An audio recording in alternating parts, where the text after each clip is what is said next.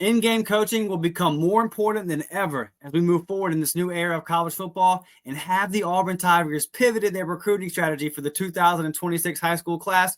We discuss all these things on this edition of the Uptempo Podcast. Let's go, baby.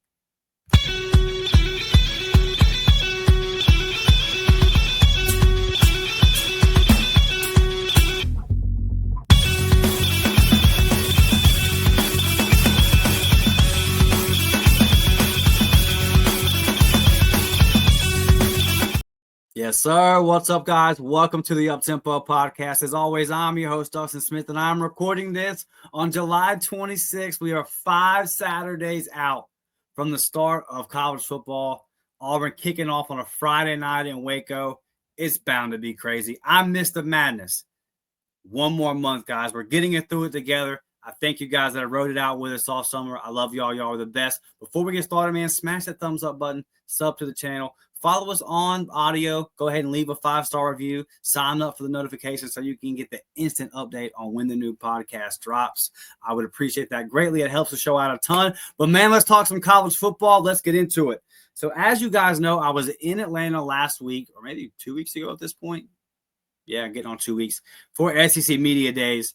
And we had to vote on the predicted order finish. I've done the episode. If you missed that, go back and watch it. I tell you guys, I give you my ballot. I tell you how I voted and why I voted the way that I did. And surprisingly, most of y'all agreed with me. Thank you for that. I was expecting to get attacked for putting Auburn on the bottom half of the conference, and everybody kind of said, hey, Dustin, we're with you, man. We got to see something before we can believe it at this point with the Tigers. But what I was thinking when I was filling out this list was, as we've talked about a ton, the days of stacking 5 stars on your roster and having guys having 5 stars wait 2 or 3 years for their turn, like Nick Saban did for so long, like Kirby Smart did for the first half of his Georgia tenure, those days appear to be over. And that's because now a guy that would be your second string, I mean, Auburn thought in a guy like Braden Joyner, right? He thought, hey, I got a solid second string center here in Braden Joyner. Well, Purdue calls, and you can go over to Purdue, and you can start on the offensive line. You can play Big Ten football as a starter. You don't have to wait for somebody to get hurt. So why wouldn't somebody like Braden Joyner take that opportunity, right? Well, that's happening all over college football.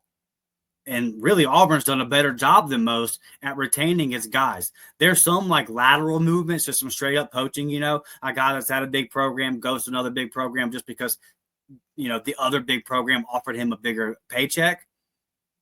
There's some of that going on, but there's also a lot of guys that are backups or young guys that are backups that were highly rated coming out of high school, haven't got their chance yet because they're on a roster that's maybe stacked at their position or just stacked overall, and they just don't have the time. They don't have the opportunity to get on the field yet. So programs from around the country say, hey, remember that former 4-star that we had a relationship with 2 years ago? Oh, all of a sudden we have a need at that position. They call them up. Hey, man, you can come right here and you can get the reps. You can play right away. You have a clear path to playing time. So that's the world that we live in now. And I think that's why you see a team like Georgia lose 3 games last year.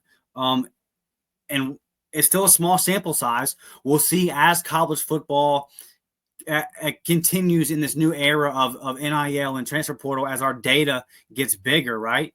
But it certainly appears like, at least a little bit, there's some more parity going on. You still got the haves and the have-nots. You're always going to have your big dogs in college football. That your powerhouses are going to be your powerhouses if they have their stuff in order. But it's just, the days of Saban just stacking up every 5-star on his roster, I think those days are done. And yes, you still might have a roster full of stacked talent, or a roster stacked full of talent, but a lot of there might be a big discrepancy, like what Kirby Smart talked about at SEC Media Days, where he said, I have my upperclassmen, and then I got a bunch of freshmen and redshirt freshmen. Because again, those middle guys that have been in their system for a year or two and still aren't cracking the rotation, they're most likely to get poached from somebody else and go pursue an opportunity to get on the playing field. So with that as the backdrop, as all that, the realization of okay, this is where we are now, as I was filling out my ballot of how I think everybody's going to finish, it made me think of something.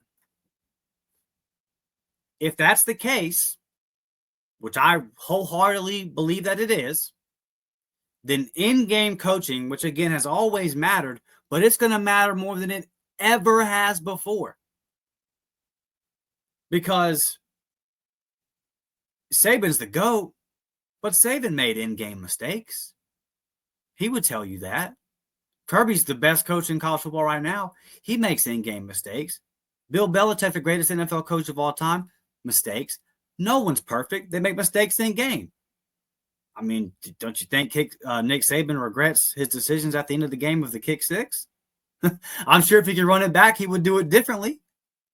So, but in a lot of these situations, these teams, these players, these coaches, they've been in a position where they could all make mistakes as a program, as a team. And just that overall level of talent could overcome those mistakes. And look, I'm not saying that that's going to go away. The more talented teams can still have a better opportunity of overcoming mistakes. What I'm saying is I think it's balancing out a little bit more. I think the in-game coaching now is going to matter more than ever. A guy like Steve Sarkisian, who has the talent and has been able to dial it up now for years in college football. You know, you look at Gus Malzahn. Gus wasn't able to adapt. And I'm just using that because it's an example that hits close to home. Gus Malzahn wasn't able to adapt. He came in late 2000s, 2007 and all that into the college scene, and he was running something that no one had seen. It led him all the way to a national championship multiple times, right, as an OC, and then got to the game a couple years later as Auburn's head coach. Who did Auburn play in the 2010 national championship? Oregon. Chip Kelly, a guy that was big-time name at the time, head coach at Oregon, a great program. They were doing something that hadn't been seen, and defenses didn't know how to adjust. But as everyone knows, football is a copycat sport. College and the NFL. If you're doing something successfully, someone's going to try to replicate it and put their own spin on it. And also, whatever side of the ball that innovation's happening on the other side has great coordinators and great coaches that are trying to figure out how to stop that. And it's always changing. It's always evolving. It's always going through cycles. So Gus Malzahn, it got figured out. And it got stale. And he lost his job at Auburn. And he flamed out at UCF. And now he's back down to an OC. And that's probably not going to go well, we're being honest. Because there's no adaptability there. He's trying to do basically the same thing, now just slower. So it's kind of lost its pop. When a guy like Steve Sarkisian, when a guy like Lane Kiffin, you see now over a decade of them being able to adapt, being able to change what they did. I mean, and it's not massive schematic changes, right? But they're always able to counter the adjustments that the defense is making because they're brilliant offensive minds. So the in-game coaching is there. Now, I'm going to use Lane Kiffin as an example. Lane Kiffin, great scheme. Great scheme, can draw it up with anybody on the chalkboard, and obviously can implement it and teach his quarterbacks how to do it. Lane Kiffin offense is going to put up numbers. And they're going to win games because of it. But his in-game coaching, the fourth downs, I would argue that's a big thing holding Ole Miss back, especially with now Al Golden having that defense fix. They make stupid decisions on fourth down in game that put their team in a bad position. Despite everything good they do with scheme and putting players in the right position and developing guys on that side of the ball, and now, like I said, they're doing it on the defensive side as well. Despite all of that, at Ole Miss, there's a few in-game decisions that until they quit making those stupid decisions, those analytical fourth down from the 45 decisions, 4th and 6, and you're going for it in the second quarter up 7. And then there's a big play. You don't get it. The offense for the other team comes back on the field. Your defense gets up a big play, and boom. All that momentum is gone. Stupid in-game coaching decisions, in my opinion, holding a team like Ole Miss back. So, But you look at a guy like Sark, who's able to dial it up and doesn't have that all. And look, there's nothing wrong with rolling the dice, but when you roll it, but when every time it's a gamble, then it's not even a gamble. It's just what you do. In Lane's case, in my opinion, you've got to tone that down some. But when you look at these top guys, and a guy like Sarkisian has been able to do it for a long time. He's able to adapt, but he also makes solid in-game decisions. Dan Lanning, another guy, he's not going to try to do too much. And again, nobody's perfect, so I'm sure you could pick out little examples here and there. But these guys, one, they don't put their team in a bad position with their in-game decisions. And two, they come into that game with a pretty good game plan and knowing how to attack the other team schematically. So I think that those things have always mattered a tremendous amount. But I think that college football has got more parity now than it ever has before. And if that's the case, then you look at Hugh Freeze, and I have to ask the question, can Hugh Freeze elevate Auburn in game? Because now the talent is on the field. It didn't matter how good of an in-game coach you were, making decisions in the clutch moment, being able to make adjustments at halftime, all the things that go into that. That didn't matter in some situations for Auburn in Hugh Freeze's first. In some situations last year, it didn't matter. I don't think Auburn was going to go into Athens and get a win. Okay. Regardless of how great of a game Hugh Freeze did or didn't coach in that game, I don't think it was going to matter. But can you, as we move forward here, now that you have the talent, can Hugh Freeze on game day make the crucial decisions in crunch time that'll put the team over the top? Because now you're even. Now you're even. Is Georgia and Alabama talent-wise, maybe A&M, the three teams I look at on Auburn's schedule this year and say their talent level is a little bit better than Auburn? Like it's a step up. But not a lot. Not enough to where you can't coach it, you can't coach up. And Hugh's kind of shown signs, and it's more so in his first year at Auburn. I could make the argument, to be fair to him, that Auburn never should have been in that first Georgia game that Hugh Freeze was the coach at Auburn, the one at home. And that if a certain linebacker makes an interception, the game could have looked differently. Same thing with the Iron Bowl. That Alabama team made the playoffs. That Auburn team got blown out in the Music City Bowl to Maryland's backup quarterback. Those teams weren't even at all talent-wise.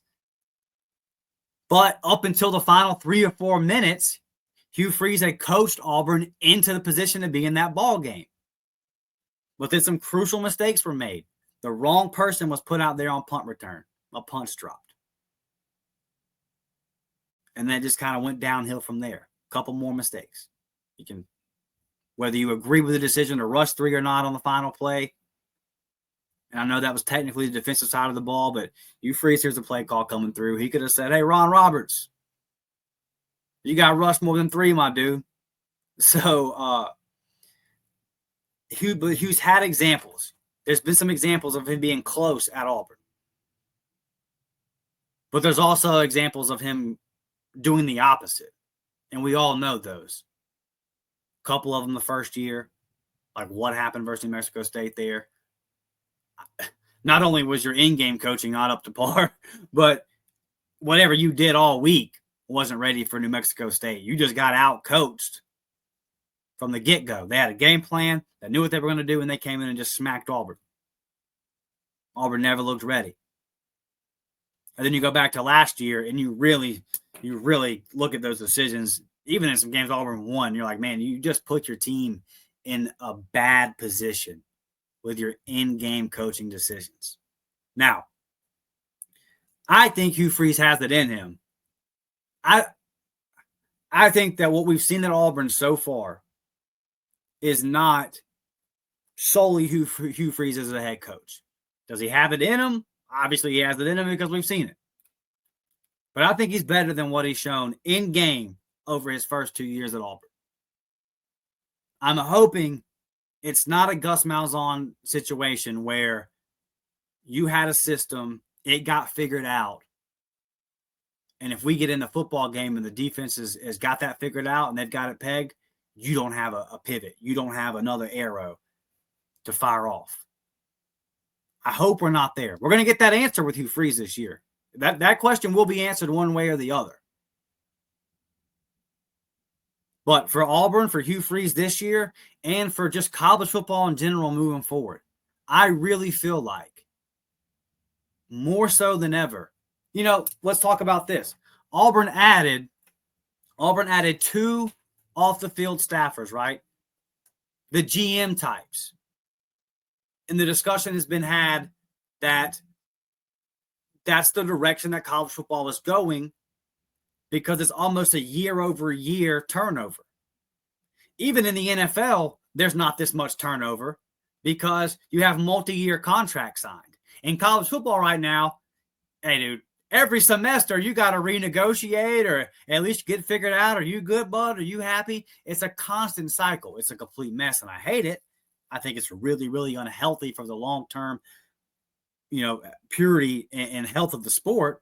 It's not good. Fans hate it. But that's where we're at right now. So you've seen Auburn hire 2 general manager types to come in and handle personnel off the field. They're probably watching tape on guys that might enter the portal. I'm sure when guys enter the portal, they do quick tape rundowns.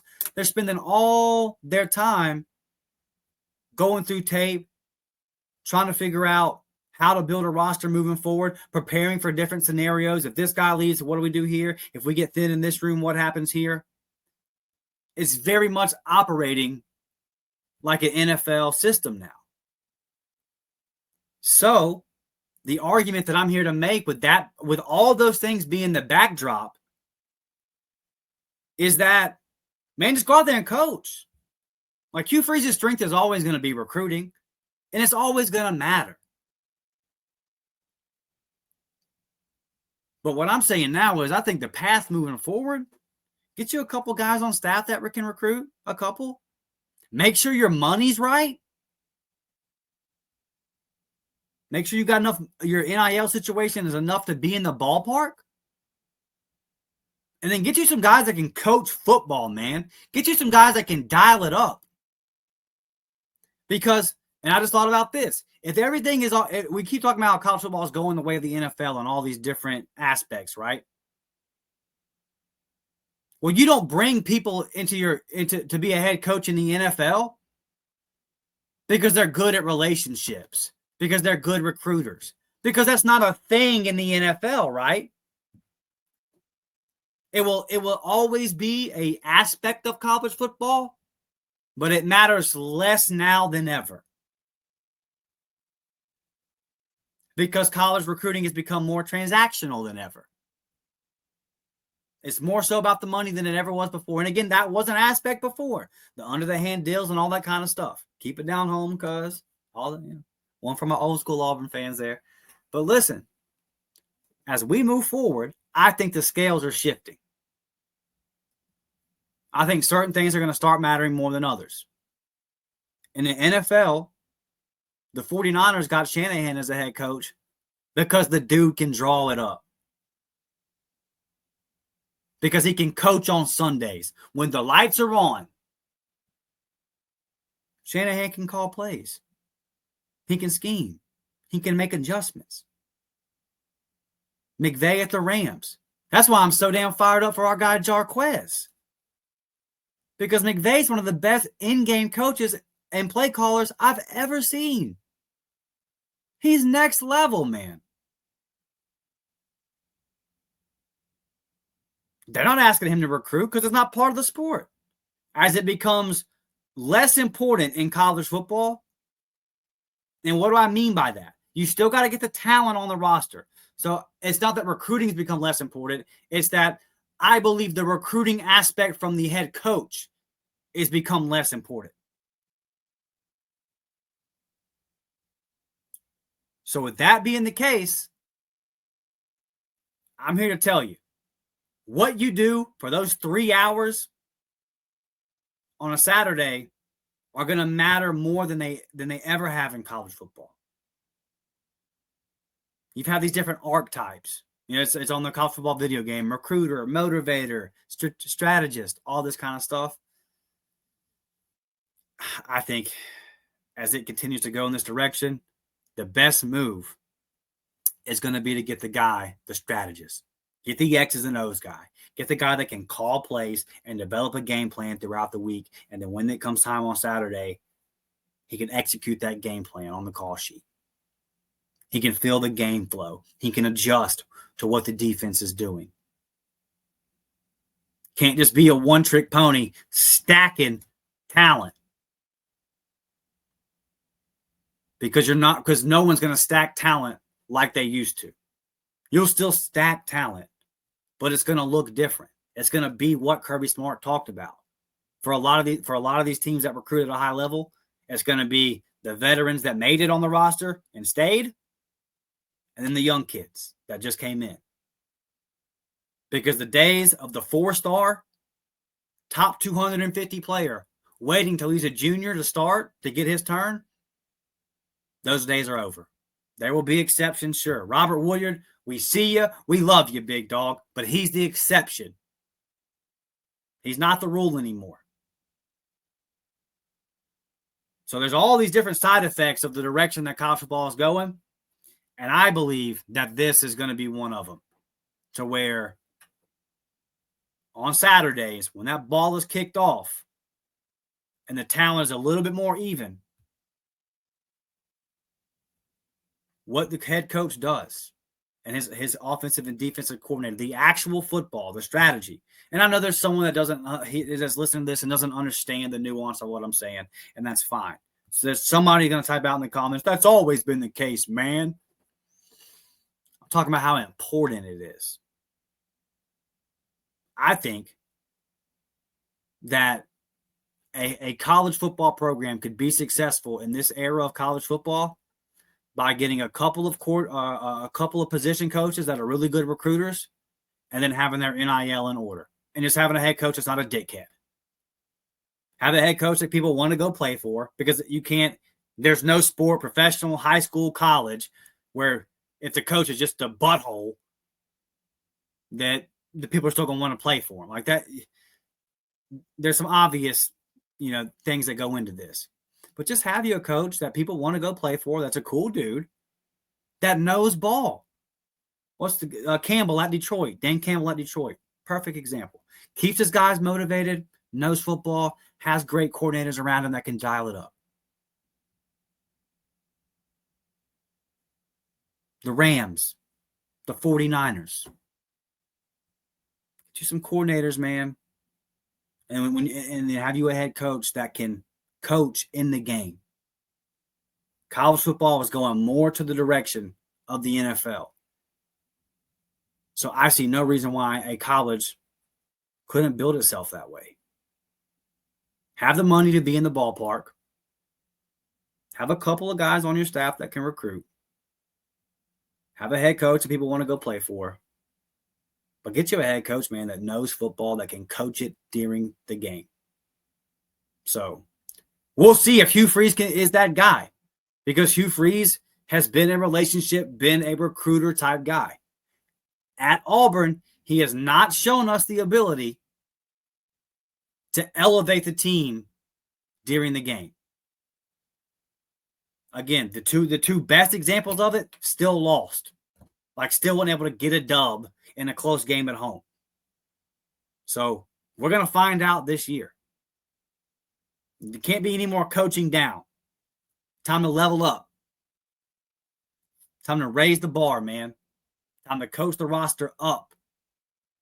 And as we move forward in college football, I feel like it's going to be more important. And it's also going to be more evident. You're going to see some guys are going to get exposed quicker than they would have. And that's just my belief. We'll see how it goes. All right, before we get into our second segment, I want to tell you guys about the Up-Tempo memberships. $3.99 a month for the JV squad, $5.99 a month for the varsity squad. JV squad gives you members-only live chats. You get in the game day group chat, priority reply to comments, early access to videos. You get exclusive gifts. Varsity Squad gets you all of that, plus exclusive recruiting update videos, gameplay with me. We can hop on the Xbox. I don't even got to say Xbox. All the games are crossplay now. EA College Football 26 is. So even if you're a PlayStation guy and you want to play me and get on the sticks, let's do it, man. Just hit me up. And discounted merchandise over on the warportshop.com. Man, I cannot thank all of you that are signed up. Just got back from the Atlanta and the SEC Media Days a couple weeks ago. It was made possible by these membership guys. Y'all made that possible. And all of the recruiting content that we do, going out to games every single Friday, getting tape, getting eyes on these commitments. These memberships right here make that possible. So please, man, if you are interested in helping out the podcast, you guys are the sponsor of the show. You guys are the backbone. This is the best way to do it. You can just leave a super thanks down in the comments. Also, if you don't want to sign up for the memberships, that helps out as well. You can go over to the warportshop.com, check out that merchandise, and go over to the Warport Gaming channel, man. I've been recording a ton of content. I got a dynasty going, rebuilding Auburn, trying to get us to that natty, trying to get us back to where we belong. Also have a road to glory going with a quarterback at ECU, trying to work up to those group of 5 ranks, win a Heisman, get to the national championship, and then I'll upload my guy into Madden and do everything that goes into that. So sign up for the memberships, go subscribe to the Warport Gaming channel. And if you are listening on audio, I need to get my audio numbers up a little bit, man. So leave a 5-star review.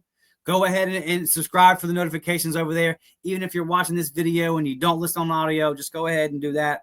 Help me out. And if you are listening on audio, but you're like, hey, the memberships sound good, hop over to YouTube, sign up for the memberships today, man. I want to thank all of y'all. Football season is right around the corner. Got big things planned, but I could not do it without you guys, man. So love y'all. I want to say thank y'all so much. Okay, Auburn recruiting.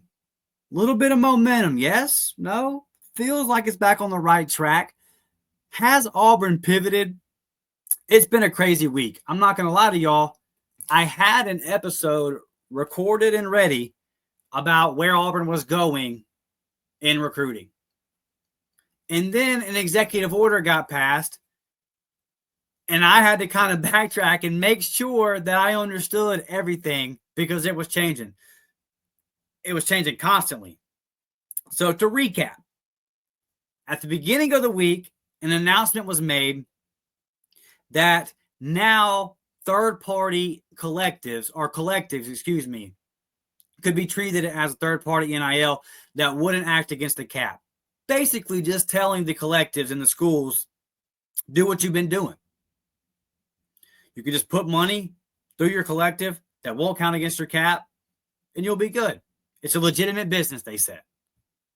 Which, looking back on it, it kind of felt like that was always going to be the ruling, because how were they prepared for legal battles the moment that one of those NIL deals got denied? The obvious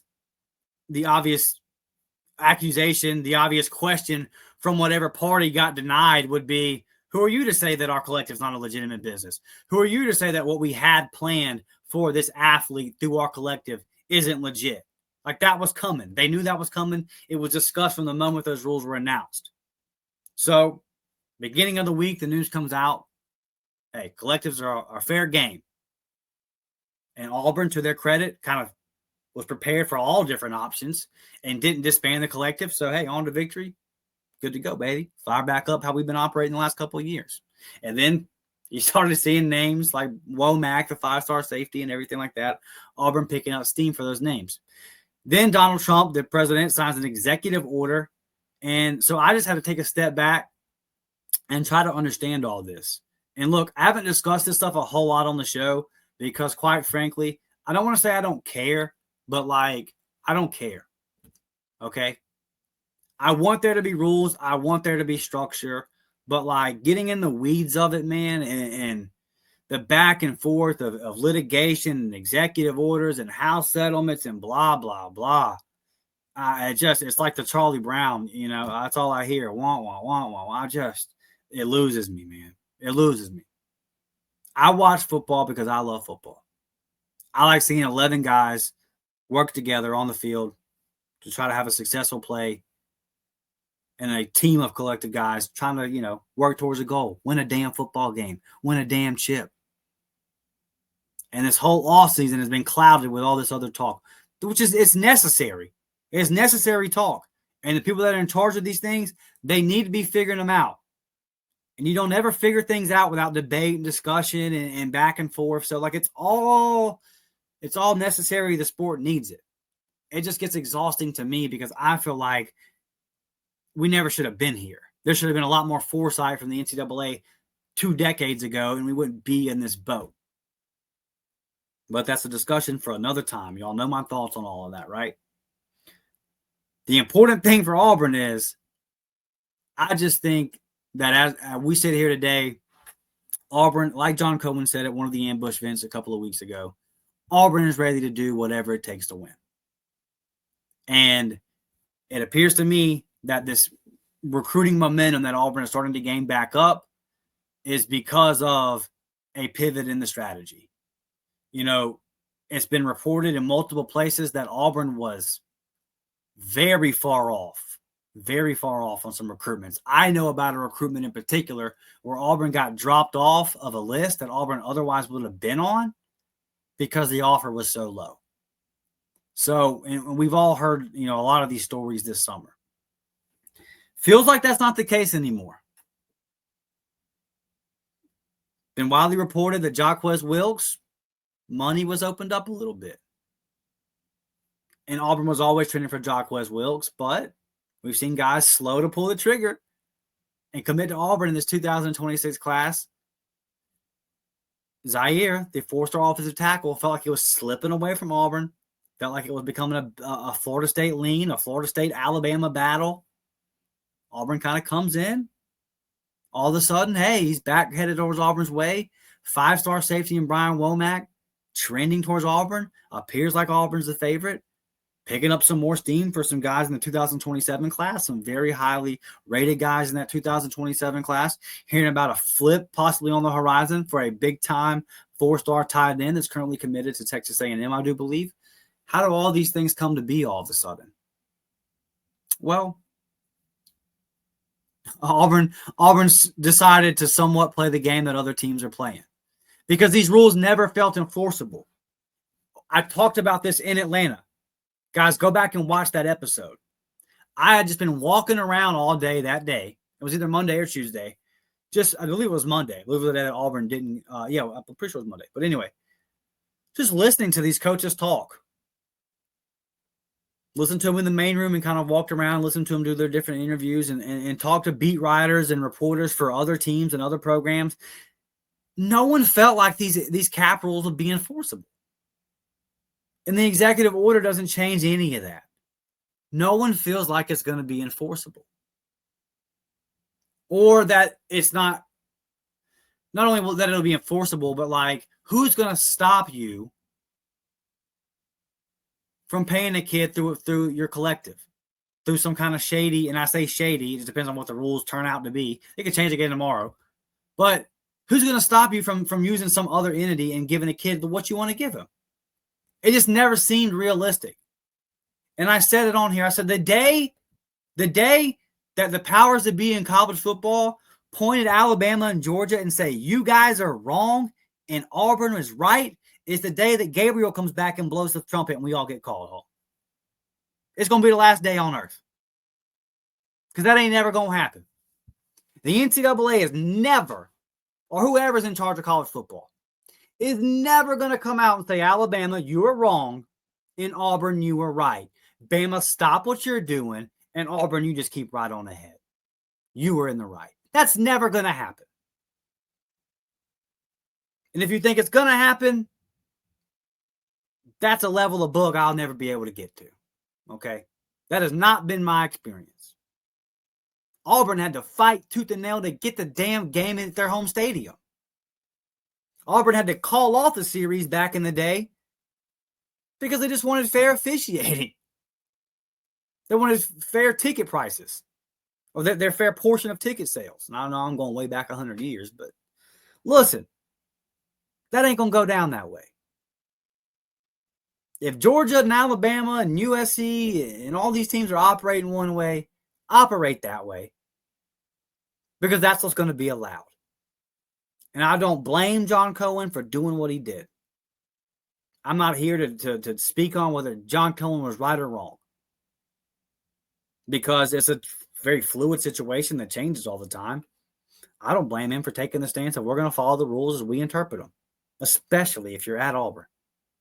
Because boy, they will come hit Auburn over the head if they get the opportunity. So I don't blame Auburn for handling it the way they handled it. But it definitely appears to me like Auburn has decided that they were at least going to get into the ballpark with these other teams. And it's not going to be these massive gaps anymore. So is Auburn going to land every recruit? No. As I record this, there's a guy that Auburn wants in a couple of hours. Appears like he's trending elsewhere. Hopefully that changes. I'm not putting a prediction in or anything. But Auburn's not going to win any battles. Auburn's not going to win every battle. Auburn will lose some. But they're not going to lose all of them. Because Hugh Freeze is a good recruiter. Auburn has a bunch of good recruiters on staff. And I'm being told that Auburn is kind of back in the game. Getting outbid by almost $100,000, and it's not. I don't think that's going to be the case moving forward. I think what you'll see is Auburn land somewhere in that 20 to 25 range before the season starts, and then we're back into that original discussion that we had. Remember what my stance always was, that Auburn should be around 20th to 25th based on the on-the-field results. Once it got down to 80th, right, and Auburn was missing on everybody and decommits were happening left and right, then we realized, okay, something else is going on here. And ultimately we were able to figure that out, and credit to Cohen and Freeze for telling us and being transparent. They did not have to do that. I thought they handled this whole thing beautifully. But it appears like moving forward, Auburn's back in the game. This was never going to be a class where Auburn was going to be the biggest spenders, and just by numbers alone, as far as numbers of guys taken, of commitments taken, and scholarships given out in this class, Auburn was never going to have this top 5 class, maybe not even top 10. But Auburn is not going to be outside of the top 30, top 40 either. As we get near the season, there's going to be more commitments that Auburn has before kickoff. I think Auburn will be in an appropriate range. And then if you have a good season, let's see if maybe you're able to flip some of these higher guys or higher ranked guys and get some of these guys that you originally had on your board and thought that you were trending for. Maybe you're able to get those guys back in if they see wins, if you're in the ballpark with the money and all that kind of stuff. Because make no mistake about it, there are some guys committed to other teams right now that wanted to commit to Auburn and or stay committed to Auburn. And it became a financial situation where it would have been irresponsible for them to commit to Auburn or stay committed to Auburn. And much as I love Auburn, some of these numbers I've heard about the differences, it's like, yeah, you got to do that, man. You got to go there, right? You can't. It just would be a stupid decision for your family type thing. So I think Auburn has navigated this well. I know people disagree with that, and they say, well, we would never be back this far. Look, there's not a lot of sports where the rules are changing at the pace they're changing in college football. I've actually never seen anything like it. In pro sports, you may have these off-season meetings and the owners come through and we want to change this or change that. And, you've seen the NFL, after years of discussion, add another game. They tinker with the kickoff, things like that. Just the pure structure of the sport being in such upheaval the way college football is, I'm not going to attack any AD or any head coach unless they just miss all the way, right? Unless it's just egregious. And I haven't seen that from John Cohen. I don't think he was off in an egregious amount. When you hear him talk about it, I feel like I would have done things the same way that he did it or something similar to that. So, and again, if Auburn has the relationships built, Auburn's a good recruiting staff. It was just the money that was the issue because it was such a gap. So if that issue is fixed, there's still plenty of time. There's still plenty of time because the relationships are already there. It's not like you're just starting to build the relationships. No, all these prospects, their families.